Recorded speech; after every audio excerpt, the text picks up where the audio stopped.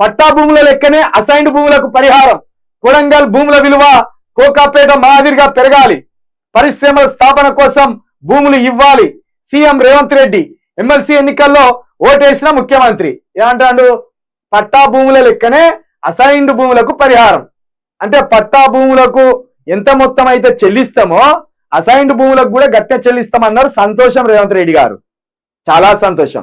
కానీ కింది లైన్లో ఉన్నది మీ భాగవతం. కొడంగల్ భూముల విలువ కోకాపేట మాదిరిగా మారాలి. ఎందుకు మారాలి అంటే కొడంగల్ భూములు ఉన్నాయన్నీ రేవంత్ రెడ్డి, వాటి ధరలు పెరగాలి. కోకాపేటలో కదా ఎకరానికి 10 కోట్లు 20 కోట్లు అన్నట్టు ఇక్కడ భూముల రేట్లు పెరగాలి. సంతోషమే. ఇక్కడ కింద ఉంటది ఇంకోటి, పరిశ్రమల స్థాపన కోసం భూములు ఇవ్వాలి. మరి నీ భూములు ఇయ్యరాదు?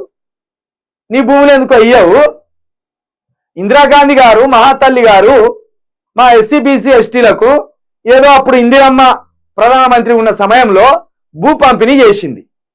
గరీబీ హటావో అనే ఒక నినాదాన్ని తీసుకొచ్చి ఏదో 6 ఎకరమో 2 ఎకరాలు ఇచ్చింది.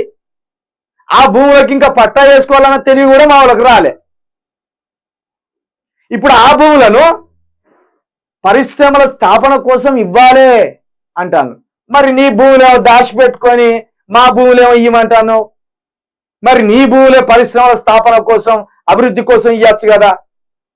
మీ బినామీల పేరు మీద, మీ అన్న పేరు మీద, మీ 6 అన్నదమ్ముల పేరు మీద, నీ పేరు మీద 100 ఎకరాలు కొడంగల్లో ఉన్నదని ఆల్రెడీ ప్రజలు మాట్లాడుకుంటారు కదా. మరి గా భూములను ఎందుకో పరిశ్రమల స్థాపన కోసం ప్రజాభివృద్ధి కోసం ఇవ్వాలనుకోవట్లేదు? పేదల భూములు గుంజుకోవాలి, 1.5 ఎకరమో దాంట్లో పరిశ్రమలు పెట్టుకోవాలి. మీ మాత్రం 100 ఎకరాలు 1000 ఎకరాలు అట్లనే ఉండాలి. వాటికి కోట్ల రూపాయలు విలువ పెరగాలి. మళ్ళీ మేము బుచ్చగానమై మీ ఇళ్ళ దగ్గరికి వచ్చి బుచ్చలు పట్టుకొని అడగాలి. ఇది ఇందిరమ్మ రాజ్యం, ఇది ప్రజా పరిపాలన. ఎట్లా బుద్ధి అనిపిస్తలేదు రేవంత్ రెడ్డి గారు? దమ్ముంటే నీకున్న 1000 ఎకరాలల్లా ముందు కొన్ని ఎకరాలు పరిశ్రమల కోసం ఇచ్చి తర్వాత మా బిడ్డల భూములు అడుగురు.